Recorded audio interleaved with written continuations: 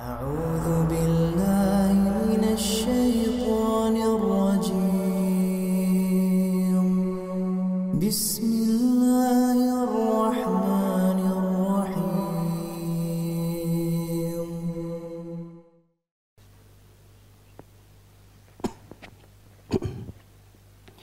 إن الحمد لله نحمده ونستعينه ونستغفره ونعوذ بالله من شرور أنفسنا ومن سيئات أعمالنا من يهده الله فلا مضل له ومن يضلل فلا هادي له أشهد أن لا إله إلا الله وحده لا شريك له وأشهد أن محمدا عبده ورسوله لا نبي ولا رسول بعده يا أيها الذين آمنوا اتقوا الله حق تقاته ولا تموتن إلا وأنتم مسلمون أما بعد فإن أصدق الحديث كتاب الله وخير الهدي هدي نبينا محمد صلى الله عليه وسلم وشر الأمور محدثاتها فإن كل محدثة بدعة. Ma'asyiral muslimin, jamaah salat Jumat yang berbahagia, pada kesempatan yang sederhana ini marilah kita mengingatkan diri kita masing-masing untuk selalu meningkatkan ketakwaan kita kepada Allah Subhanahu wa taala dengan sebenar-benarnya takwa, yaitu menjalankan segala perintah Allah dan meninggalkan segala bentuk larangannya.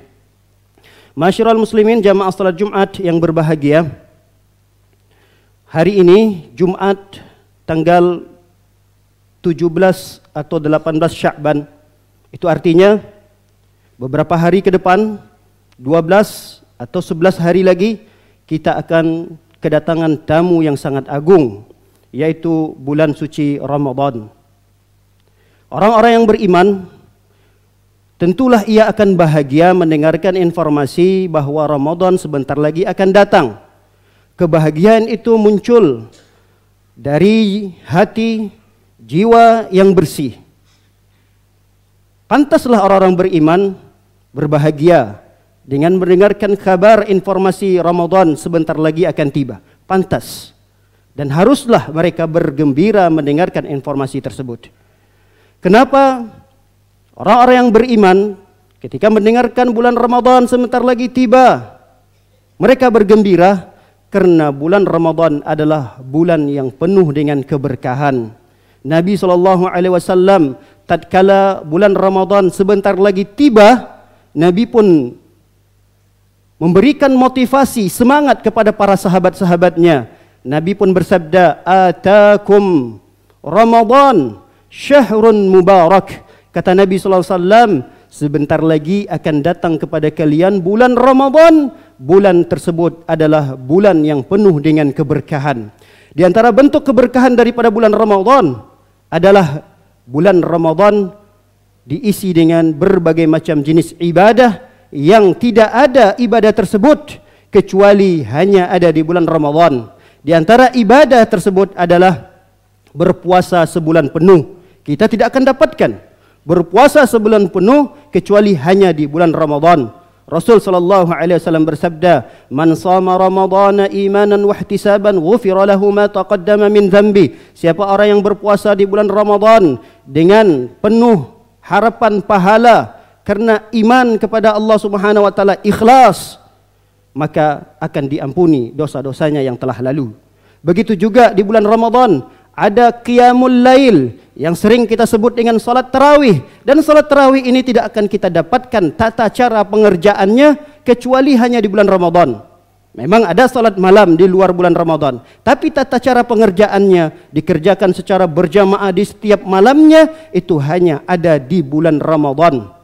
Rasul sallallahu alaihi wasallam pun bersabda, "Man qama Ramadhana imanan wa ihtisaban, ghufira lahu ma taqaddama min dhanbi." Siapa orang yang melakukan qiyamul lail, yaitu salat tarawih dengan dasar keimanan karena Allah Subhanahu wa taala, wa ihtisaban, berharap pahala kepada Allah Subhanahu wa taala, maka Allah akan mengampuni dosa-dosanya yang telah lalu.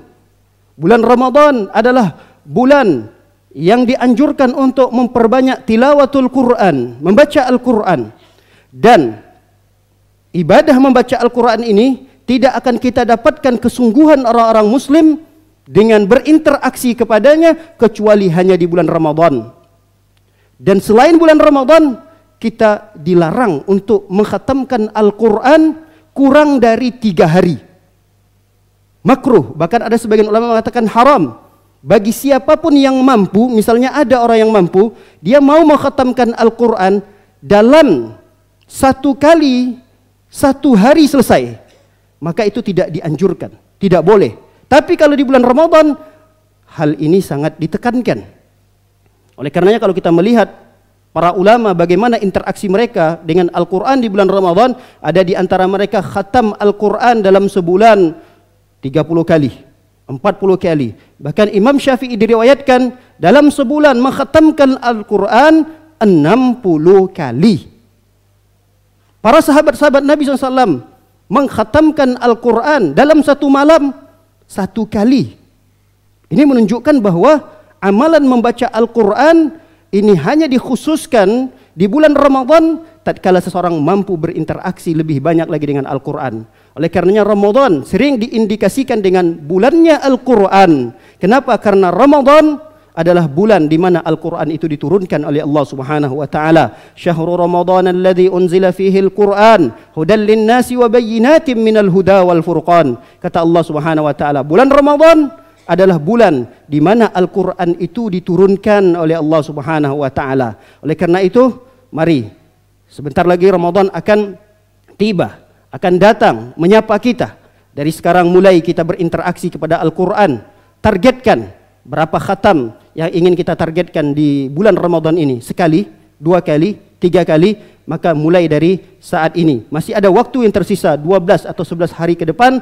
Semoga interaksi kita dari sebelum datangnya bulan Ramadan ini akan membiasakan diri kita ketika Ramadan tiba, kita berinteraksi dengan Al-Quran sudah terbiasa.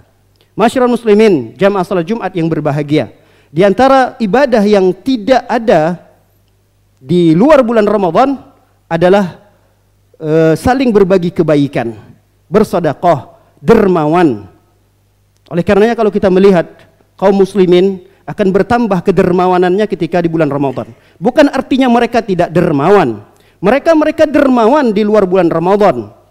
Tapi akan semakin bertambah lagi kedermawanannya ketika di bulan Ramadan. Kenapa? Karena memang bersedekah dianjurkan di bulan Ramadan. Makanya kita melihat Nabi SAW sebagaimana yang diceritakan oleh para sahabat. Kana Nabi SAW ajwadan nas. Sesungguhnya Nabi SAW adalah orang yang paling dermawan di antara manusia.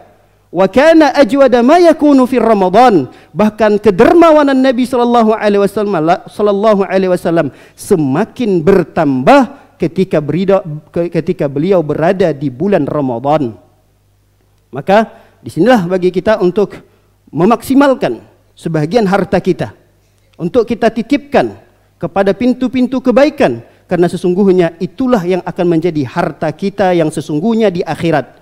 Adapun harta kita yang saat ini di tangan kita, di rekening kita, aset-aset yang kita miliki, itu belum tentu menjadi harta kita yang sesungguhnya. Bisa jadi harta itu yang lebih dahulu meninggalkan kita, atau sebaliknya kita yang lebih dahulu meninggalkan harta tersebut. Kemudian yang terakhir, kita perlu tahu bahwa bulan Ramadan adalah bulan yang dipenuhi dengan keutamaan-keutamaan. Di antara keutamaannya adalah bulan Ramadan dibukakan pintu-pintu surga di dalamnya dan ditutup pintu-pintu neraka, bahkan para syaitan dibelenggu oleh Allah Subhanahu wa taala. Demikian khutbah yang singkat ini. Barakallahu li wa lakum fil Qur'anil Karim wa nafa'ani wa iyyakum bima fihi minal ayati wa dzikril hakim. Fataqabbalallahu minni wa minkum tilawatah innahu huwas samiul alim.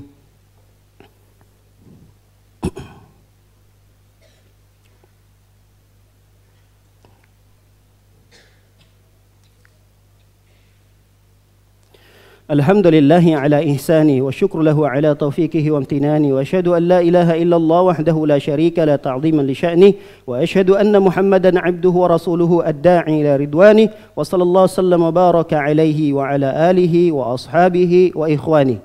Masyarul muslimin, jamaah salat Jumat yang berbahagia. Apa yang kita siapkan? Persiapan apa yang sudah kita persiapkan? Sudah sematang apa persiapan kita untuk menemui tamu yang sangat agung ini? Tentu kita harus mempersiapkan diri ketika ada tamu agung yang akan datang. Barangkali kita harus mempersiapkan. Yang pertama adalah dari yang paling utama, yaitu perhatikan, jika kita masih memiliki hutang puasa pada tahun ini yang belum terbayarkan, masih ada waktu yang tersisa 11 hari ke depan. Ingatkan keluarga-keluarga kita, istri kita, anak-anak kita, bagi mereka yang belum selesai puasanya, bagi mereka yang ada hutang puasa, segera untuk diqadha di tahun ini. Jika bulan Ramadan tahun ini telah tiba, lalu kemudian kita masih tersisa hutangnya, belum terbayarkan, maka kewajiban kita masih dipikulkan untuk membayarnya pada tahun yang berikutnya, plus bayar fidyah. Jadi ada plusnya dengan membayar fidyah. Kemudian yang kedua yang kita persiapkan adalah ketika Ramadan datang, maka berpuasalah dengan salah satu dari dua yang diajarkan oleh Nabi SAW. Yang pertama, berpuasa dengan cara melihat hilal. Ini yang ada di negara kita tercinta, yaitu menentukan satu Ramadan dengan ru'yatul hilal, melihat bulan, melihat terbitnya bulan. Jika kenyataannya di mana-mana mendung atau mungkin tidak terlihat, maka Rasul sallallahu alaihi wasallam mengajarkan kepada kita dengan menyempurnakan bulan Sya'ban menjadi 30 hari. Makanya Nabi SAW berpesan kepada para sahabat, sumu li ru'yatihi wa aftiru li ru'yatihi fa in ghumma alaikum fa akmilu iddata Sya'ban 30. Kata Nabi SAW, berpuasalah kalian dengan melihat hilal dan berhari rayalah kalian dengan melihat hilal. Apabila terhalangi pandangan kalian untuk melihat hilal tersebut, maka sempurnakanlah jumlah bulan Sya'ban menjadi 30 hari. Kemudian yang perlu kita persiapkan adalah ilmu, murajaah kembali, ulangi kembali kajian-kajian kita terkait dengan puasa, hukum-hukum yang terkait dengan puasa. Apa saja yang dapat merusak puasa, apa saja yang dapat membatalkan puasa. Karena kita berpuasa ini tidak hanya sekedar menggugurkan kewajiban, tapi kita berharap mendapatkan kesempurnaan dari pahala ibadah puasa yang kita lakukan. Oleh karena itu butuh ilmu. Makanya para sahabat dan para ulama tentunya mengambil kesimpulan di antara syarat diterimanya amal soleh seseorang itu adalah yang pertama ikhlas lillahi ta'ala, dan yang kedua adalah berilmu tatkala beramal. Betapa banyak orang-orang yang berpuasa hanya sekedar ikut-ikutan saja, sehingga ada beberapa perkara yang dia tidak ketahui, padahal perkara itu dapat merusak puasanya. Kasihan. Makanya Nabi SAW memberikan ancaman yang begitu mengiriskan hati kita. Kam min sa'imin, kata Nabi SAW, betapa banyak orang yang berpuasa, namun mereka tidak mendapatkan apapun dari puasa itu kecuali hanya rasa haus dan rasa lapar. Persiapan yang lainnya yang perlu kita persiapkan adalah perbanyak taubat, perbanyak istighfar, karena dosa yang kita lakukan terkadang bisa menghalangi kita untuk beribadah kepada Allah di bulan Ramadan. Kita akhiri dengan persiapan, jangan terlalu berlebihan untuk menyetok makanan. Makanya ketika di bulan Ramadan barang pangan naik melambung karena banyak kadang-kadang kaum muslimin mengira bulan Ramadan ini adalah bulan peperangan.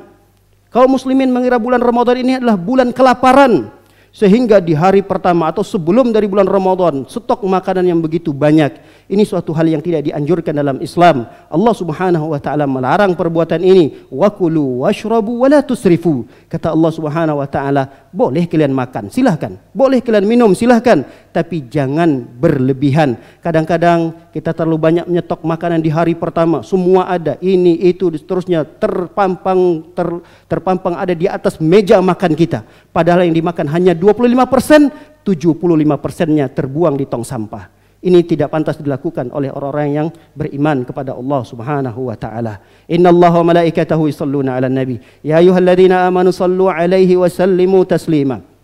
Allahumma salli ala Muhammad wa ala ali Muhammad kama sallaita ala Ibrahim wa ala ali Ibrahim innaka Hamidum Majid. Allahumma barik ala Muhammad wa ala ali Muhammad kama barakta ala Ibrahim wa ala ali Ibrahim innaka Hamidum Majid. Allahumma ighfir lil muslimina wal muslimat wal mu'minina wal mu'minat al ahya'i minhum wal amwat bi rahmatika ya arhamar rahimin. Allahumma a'izzal Islam wal muslimin. Allahumma a'izzal Islam wal muslimin. Allahumma inna nas'aluka al 'afwa wal 'afiyata fid dunya wal akhirah. Allahumma inna nas'aluka al-afwa wal-afiyata fid dunya wal akhirah. Allahumma ballighna Ramadan. Allahumma ballighna Ramadan. Allahumma ballighna Ramadan ala sihha wal afiyah. Rabbana atina fid dunya hasanah wa fil akhirati hasanah wa qina adzaban nar. Wa sallallahu ala nabiyyina Muhammadin wa ala alihi wa sahbihi wa sallam ajma'in. Akhiru da'wana anil hamdulillahi rabbil alamin. Qim shalah.